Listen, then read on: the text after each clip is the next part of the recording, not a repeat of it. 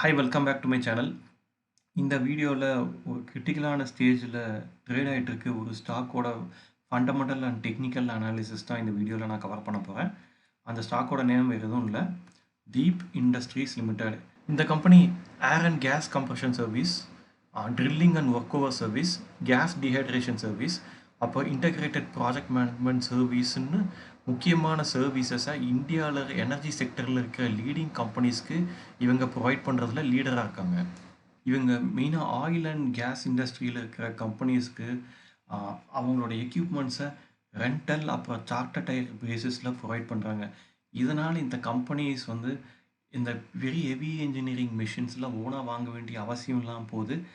அதை அப்படி வாங்கினாலும் அதை ஸ்டோரேஜ் பண்ணுறதுக்குன்னு பெரிய ஸ்டோரேஜ் கெப்பாசிட்டி உருவாக்கணும். அதெல்லாமே வந்து இப்போது எலிமினேட் செய்யப்படுது. இவங்க கேபிட்டலையும் எக்ஸ்பேண்ட் பண்ண வேண்டிய அவசியம் இல்லாமல் இருக்குது. ஏன்னா இந்த செலவினங்கள்லாம் தவிர்க்க முடியுது. ஸோ அதனால் இந்த கம்பெனிஸ் எல்லாமே வந்து ஜஸ்ட் அவங்களோட பிஸ்னஸில் மட்டும் கான்சென்ட்ரேட் பண்ணால் போதும். ஸோ இவங்க எல்லா சர்வீசஸையும் எக்யூப்மெண்ட்ஸையும் ரெண்டல் அண்ட் சார்ட்டர்ட் பேசிஸில் ப்ரொவைட் பண்ணிக்கிறதுனால இவங்க சர்வீசஸ் வந்து இந்தியாவில் இருக்க எனர்ஜி செக்டரில் லீடிங் கம்பெனிஸ் நிறைய பேர் இவங்களோட சர்வீசஸை ஹையர் பண்ணிக்கிறாங்க. அது மட்டும் இல்லை, இவங்க தான் இந்தியாவிலே வந்துட்டு நேச்சுரல் கேஸ் கம்ப்ரஸர் சர்வீசஸில் ஃபஸ்ட்டு இந்தியாவில் கொண்டு வந்து இவங்க தான். இன்றைக்கி கிட்டத்தட்ட இந்த நேச்சுரல் கேஸ் கம்ப்ரஸர் செக்மெண்ட்டில் கிட்டத்தட்ட 75% மார்க்கெட் ஷேர் இந்தியாவில் இவங்ககிட்ட தான் இருக்குது.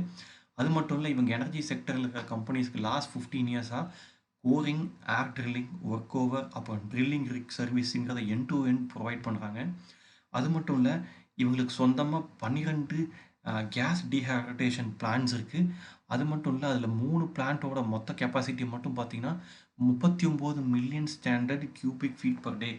இதன் மூலயமா அவங்களால வந்துட்டு gas dehydration process end to end பண்ண முடியாது. அதாவது அந்த கேஸ்லேருந்து வாட்டர் ஹெவி ஹைட்ரோ கார்பன்ஸை ரிமூவ் பண்ணுறதுலேருந்து அந்த கேஸை வந்துட்டு பைப் மூலயமா டிரான்சிட் பண்ணுற வரைக்கும் எண்ட் டு எண்ட் ப்ராசஸை இவங்க ஃபுல்லாக பண்ணித்தராங்க.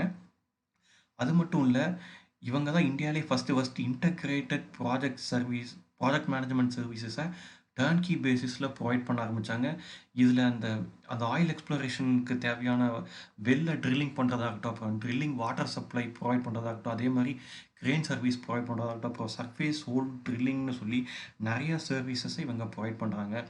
இதனாலேயே இவங்களுக்கு இந்தியாவில் நிறையா பிஎஸ்யூ கம்பெனிஸும் ப்ரைவேட் எனர்ஜி செக்டர் கம்பெனிஸும் இவங்களுக்கு கிளைண்ட்ஸாக இருக்காங்க. அதெல்லாம் யாருன்னு பார்த்தீங்கன்னா CPCL, Nafto gas, Niko resources limited, SN petroleum, Gujarat state Petronet limited, oil serv, Vedanta, Assam gas company limited, ONGC, oil India limited, GSPC, GSCL, Adani gas limited, Gujarat gas, அப்புறம் செலான் எக்ஸ்ப்ளோரேஷன் டெக்னாலஜி லிமிடெட்னு சொல்லி இவங்களுக்கு இன்னும் சில கம்பெனிஸும் இவங்களுக்கு கிளைண்ட்ஸாக இருக்காங்க. அடுத்து இந்த கம்பெனியோட ஃபண்டமெண்டல்ஸ் பார்த்துலாம். இது ஒரு ஸ்மால் கேப் கம்பெனி. இந்த கம்பெனியோட மார்க்கெட் ஷேர் பார்த்தீங்கன்னா 1500 கோடி தான் இருக்குது. கரண்ட்லி இந்த ஷேர் வந்து 247 ரூபாயில் ட்ரேட் ஆகிட்டு இருக்கு. 52 வீக் ஹையாக 299 ருபீஸும் லோவாக 125யும் போயிருக்கு. ஸ்டாக்கோட பிஇ பார்த்தீங்கன்னா 13.6. அதோட இண்டஸ்ட்ரி பிஏவோட கம்பேர் பண்ணிங்கன்னா 17.2. ஸோ இண்டஸ்ட்ரி பிஏவோட ஸ்டாக்கோட பிஇ வந்து கம்மியாக தான் இருக்குது. இதில் முக்கியமாக நோட் பண்ண வேண்டிய விஷயம்னு பார்த்தீங்கன்னா, இந்த ஷேரோட புக் வேல்யூ பார்த்தீங்கன்னா 224. ஷேர் ட்ரேட் ஆகிட்டு இருக்க ப்ரைஸ் பார்த்தீங்கன்னா 247. ஸோ ஆல்மோஸ்ட் புக் வேல்யூ பக்கத்தில் தான் இந்த ஷேர் ட்ரேட் ஆகிட்டு இருக்கு. அது மட்டும் இல்லை, இந்த ஷேரோட இன்ட்ரென்சிக் வேல்யூ பார்த்தீங்கன்னா 301 இருக்குது. ஸோ இன்ட்ரென்சிக் வேல்யூவோட கரண்ட் ப்ரைஸும் வந்து கம்மியாக தான் ட்ரேட் ஆகிட்டு இருக்கு. ஸோ இந்த ஸ்டாக் ஆல்மோஸ்ட் ஒரு அண்டர் வேல்யூட் ஸ்டாக் மாதிரி தான் இருக்குது பார்க்குறதுக்கு. இந்த கம்பெனி டிவிடெண்டும் தராங்க, கிட்டத்தட்ட ஒரு ரீசனபிள் டிவிடெண்ட் தராங்க. அதே மாதிரி பார்த்தீங்கன்னா டெப்ட்டு வந்து ஒரு 90 கோடி இருக்குது, விச் இஸ் நெக்லிஜிபிள் டெப்ட் 0.06ன்னு இருக்குது. ஸோ இதில் ஒரே ஒரு விஷயம் இந்த ஃபண்டமெண்டல்ஸில் பார்க்குறதுக்கு முகம் சுளிக்க வைக்கிற மாதிரி இருக்குதுன்னு சொன்னோன்னா, இந்த ROC and ஆர்ஓஏ. So less than 10% இருக்குது. ஒரு 15%க்கு மேலே இருந்தால் கூட பெட்டராக இருக்கும். பட் இந்த கம்பெனி ஷேர் இப்போ ட்ரேட் ஆகிட்டு இருக்கிற ஒரு க்ரூஷியலான ஜங்ஷனில் ட்ரேட் ஆகிட்டு இருக்குது. ப்ளஸ் புக் வேல்யூவோட க்ளோஸாக இருக்குது, இன்ட்ரென்சிக் வேல்யூவோட கீழே ட்ரேட் ஆகிட்டு இருக்குங்கிறது வந்து ஒரு நல்ல விஷயமா பார்க்குறேன். ஸோ ஃபண்டமெண்டல்ஸ் பார்க்குறதுக்கு நல்லாவே இருக்குது. அடுத்து ஃபினான்ஷியல்ஸ் பார்த்தலாம். ஃபினான்ஷியல்ஸ் பார்த்தீங்கன்னா குவார்டர்லி ரிசல்ட்ஸில் செப்டம்பர் 2020 கிட்டத்தட்ட 47 crores சேல் பண்ணிருந்த கம்பெனி இப்போது 101 க்ரோர்ஸ்ன்னு சொல்லி சேல் இருக்குது. ஸோ லாஸ்ட் 3 குவார்ட்டர்ஸில் பார்த்தீங்கன்னா 103, 101, 101 சொல்லி ஒரு இப்போது 3 டிஜிட்டில் அவங்க சேல்ஸ் பண்ணிருக்காங்க. ஸோ சேல்ஸுங்கிறது வந்து இப்போது 100 க்ரோர்ஸுக்கு மேலே இப்போது அவங்க பண்ணிகிட்ருக்காங்க. பட் இருந்தாலும் பெரிய லெவலில் இம்ப்ரூவ் பண்ணாட்டி கூட வந்துட்டு அவங்க ஸ்டெபிளைஸாக இருக்குது சேல்ஸ். அதே மாதிரி பார்த்தீங்கன்னா நெட் ப்ராஃபிட்லாம் பார்த்தீங்கன்னா வந்துட்டு 2020 செப்டம்பர் குவார்ட்டர்லலாம் அவங்க நெகட்டிவில் போஸ்ட் பண்ணியிருக்காங்க. இப்போ லாஸ்ட் 3 குவார்ட்டர்ஸ் 4 குவார்ட்டர்ஸ்லாம் பார்த்தீங்கன்னா ஸ்டெடியாக 17 க்ரோர்ஸ் 25 க்ரோர்ஸ் அப்போ ஒரு தடவை 72 க்ரோர்ஸ் போஸ்ட் பண்ணியிருக்காங்க. அது காரணம் ஏன்னா அதர் இன்கம் ஜாஸ்தியாக வந்திருக்கு அந்த மார்ச் 2023 குவார்ட்டரில். இதுக்கு முன்னாடி இருக்க 2 குவார்ட்டர் பார்த்தீங்கன்னா 31 க்ரோர் 30 க்ரோர்னு சொல்லி 30 and 30 க்ரோர்ஸ் அபோவில் இப்போது அவங்க நெட் ப்ராஃபிட் போஸ்ட் பண்ணிருக்காங்க. ஸோ குவார்ட்டர்லி ரிசல்ட்ஸ் எல்லாம் பார்க்குறதுக்கு நல்லாவே சாலிடாக இருக்குது. அதே மாதிரி ப்ராஃபிட் அண்ட் லாஸ் ஸ்டேட்மெண்ட் பார்க்கலாம். 2018 வெறும் 2 கோடிக்கு நெட் ப்ராஃபிட் பண்ணிருந்த கம்பெனி இப்போது 2023 பார்த்தீங்கன்னா 125 க்ரோர்ஸுக்கு நெட் ப்ராஃபிட் பண்ணியிருக்காங்க. ஸோ அதே மாதிரி இதுக்கு முன்னாடி இயர்லாம் பார்த்தீங்கன்னா 72 க்ரோர்ஸ் 65 க்ரோர்ஸ்ன்னு இருக்குது. ஸோ இவங்களோட சேல்ஸும் வந்து லாஸ்ட் 2 இயர்ஸில் வந்து கோவிடுக்கு முன்னாடி எப்படி இருந்ததோ அந்த லெவலை விட இப்போ ஜாஸ்தியாகவே சேல் பண்ணுறாங்க. அதே மாதிரி உங்களுக்கு நெட் ப்ராஃபிட்டும் வந்து நல்லாவே இருக்குது. ஸோ கம்பெனியோட ஃபினான்ஷியல்ஸ் பார்க்க ஸ்ட்ராங்காகவே இருக்குது. அதே மாதிரி இவங்க இந்த கம்பெனியோட ஷேர் ஹோல்டிங் பேட்டர்ன் பார்த்துக்கலாம். கம்பெனியோட ப்ரமோட்டர் பார்த்தீங்கன்னா எப்பயுமே 64% ஆஃப் த ஸ்டேக் வந்து அவங்க ஹோல்ட் பண்ணிகிட்டே இருக்காங்க. லாஸ்ட் 4 குவார்ட்டர்ஸ் 5 இன்ஃபேக்ட் லாஸ்ட் 6 குவார்ட்டர்ஸில் பார்த்தீங்கன்னா 63.49% ஸ்டேக் வந்து அவங்க அப்படியே சாலிடாக ஹோல்ட் பண்ணிகிட்டே தான் இருக்காங்க. இப்போ டிசம்பர் குவார்ட்டர்ஸ்க்கு ரிசல்ட் தான் வரல. பட் இருந்தாலும் ஷேர் ஹோல்டிங் பேட்டர்ன் வெளியிட்டுட்டாங்க. பட் இருந்தாலும் அதில் தெரிஞ்சுக்க முடியுது நம்மளுக்கு இன்னும் அவங்க இந்த ப்ரமோட்டர் எந்த ஷேரும் செல் பண்ணல. ஸோ அவங்க பிஸ்னஸில் இந்த பிஸ்னஸை ஸ்ட்ராங்காக பிலீவ் பண்ணுறாங்க. ஸோ அதனாலே இவங்க இவ்வளோ ஒரு 64% பக்கம் ஷேர் ஹோல்ட் பண்ணிகிட்டு இருக்காங்க. அது நல்லா தெரியுது. இதில் எஃப்ஐஎஸ் வந்து எப்பயுமே இன்ட்ரெஸ்ட் காட்டுறாங்க. எப்பயுமே பார்த்தீங்கன்னா இதுக்கு முன்னாடிலாம் 5.85 5.9ன்னு சொல்லி ஒரு க்ளோசர் டு 6% ஸ்டேக்கை வச்சுருந்தவங்க அப்பப்போ படிப்படியாக குறைச்சாங்க. இருந்தாலும் இப்போ திரும்ப லாஸ்ட் 2 குவார்ட்டர்ஸில் ஏற்றிருக்காங்க. ஸோ அவங்க எப்பப்போல்லாம் ப்ராஃபிட் புக் பண்ணுமோ அப்பப்போல்லாம் புக் பண்ணுறாங்க. அது சேம் டைம் வந்து அவங்க தொடர்ந்து கொஞ்சம் கொஞ்சம் குவான்டிட்டியில் அவங்க வாங்கிட்டு தான் இருக்காங்க. இல்லை ஒரே ஒரு நெகட்டிவான விஷயம் என்ன பார்த்தீங்கன்னா டிஐஎஸ் இந்த ஸ்டாக்கில் பெருமளவு இன்ட்ரெஸ்ட் காட்டுறதே கிடையாது. ஈவன் எல்ஐசி கூட இந்த ஸ்டேக்கில் இன்வெஸ்ட் பண்ணலங்கிறது தான் ஒரு ஆச்சரியமான விஷயமா இருக்குது. அதே மாதிரி பப்ளிக் பார்த்தீங்கன்னா ஒரு க்ளோசர் டு 35% ஒரு ஸ்டேக் வச்சுட்டு இருக்காங்க. ஸோ ஷேர் ஹோல்டிங் பேட்டர்னும் பார்க்குறதுக்கு நல்லா ஸ்ட்ராங்காகவே இருக்குது. ப்ரமோட்டர் கிட்டத்தட்ட ஒரு 64% ஆஃப் ஸ்டேக் வந்து தொடர்ந்து ஹோல்ட் பண்ணுறது வந்து இந்த கம்பெனியோட பிஸ்னஸ் மேலே அவங்க வச்சுருக்க நம்பிக்கை காட்டுது.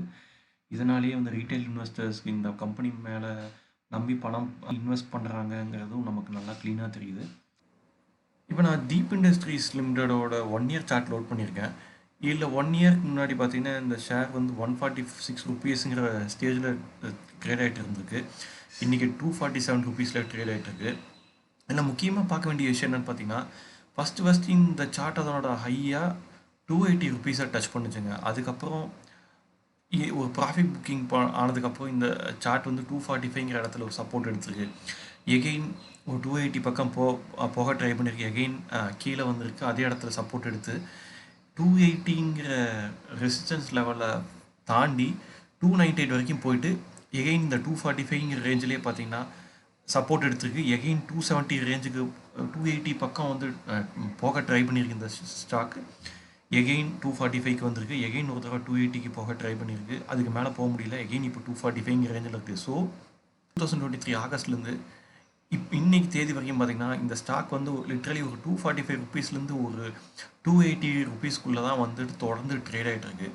ஸோ இந்த ஸ்டாக் வந்து இப்போ நம்ம ஸ்ட்ராங்காக சொல்ல முடியும் இப்போ ஒரு நல்ல ஒரு ஜோனில் ட்ரேட் ஆகிட்டு இருக்கு. ஸோ இந்த பேட்டர்ன் வந்து தொடர்ந்து கண்டினியூ ஆகுங்கிற பட்சத்தில் எனக்கு தெரிஞ்சு இந்த ஸ்டாக் வந்து ஈஸியாக வந்து ஒரு ஒன்ஸ் இன் 2 மந்த்ஸ் ஒரு 10% 12% ப்ராஃபிட்டுங்கிறது வந்து ஈஸியாக இன்னும் இன்வெஸ்டர்ஸ்க்கு கொடுக்கும். அது மட்டும் கிடையாது, இந்த ஸ்டாக்குக்கு வந்து ஆல்ரெடி நம்ம ஷேர் ஹோல்டிங் பேட்டர்ன் பார்க்கும்போது நம்ம டிசம்பர் மந்த்துக்கு உண்டான ஷேர் ஹோல்டிங் பேட்டர்னை பார்த்தோம். பட் அவங்க ரிசல்ட்ஸ் தான் இன்னும் விடலை. பட் இந்த கம்பெனி வந்து ஒரு நல்ல ரிசல்ட் விட போகிறதா மார்க்கெட்டில் எக்ஸ்பெக்ட் பண்ணுறாங்க. ஸோ அப்படி நல்ல ரிசல்ட் விடும் பட்சத்தில் இந்த ஷேர் எனக்கு தெரிஞ்சு டெஃபினட்டாக இதே பேட்டர்னில் கண்டினியூ ஆகி மேபி இந்த 298ங்கிற லெவலையும் தாண்டி மேலே போக சான்ஸ் இருக்குது. இல்லை ஒரு நார்மலான ரிசல்ட் மட்டும் தான் விடுறாங்கிற பட்சத்தில் இதே பேட்டர்னில் தொடர்ந்து கண்டினியூ ஆக சான்ஸ் இருக்குது. இப்போ ஒரு ஸ்ட்ராங் சப்போர்ட் இருக்கிறதுனால இந்த இடத்த பிரேக் பண்ணி கீழே வர்றதா நான் நம்பலை. அப்படியே வந்தாலும் ஒரு 211 இடத்துல ஒரு சப்போர்ட் இருக்குது. ஸோ இந்த ஸ்டாக் வந்து இப்போ நம்ம இன்வெஸ்ட்மெண்ட்டுக்கும் ஒரு நல்ல ஸ்டாக்காக தெரியுது. அது மட்டும் இல்லை, ஒரு ஷார்ட் டைமில் ட்ரேட் பண்ணுறதுக்கும் இந்த ஸ்டாக் வந்து நல்லா இருக்குது. ஸோ அதனால தான் இந்த ஸ்டாக் வந்து இப்போ ஒரு க்ரூஷியலான ஜங்ஷனில் ட்ரேட் ஆகிட்டு இருக்குன்னு நான் தம்ப்நெயில்ல கூட நான் மென்ஷன் பண்ணியிருக்கேன். So I hope you enjoy the video. இந்த வீடியோ பற்றி உங்களுடைய கருத்துக்களை மறக்காமல் கமெண்ட் செக்ஷனில் சொல்லுங்கள். மீண்டும் வேற ஒரு வீடியோவில் சந்திக்கலாம். அது வரைக்கும் பை பாய்.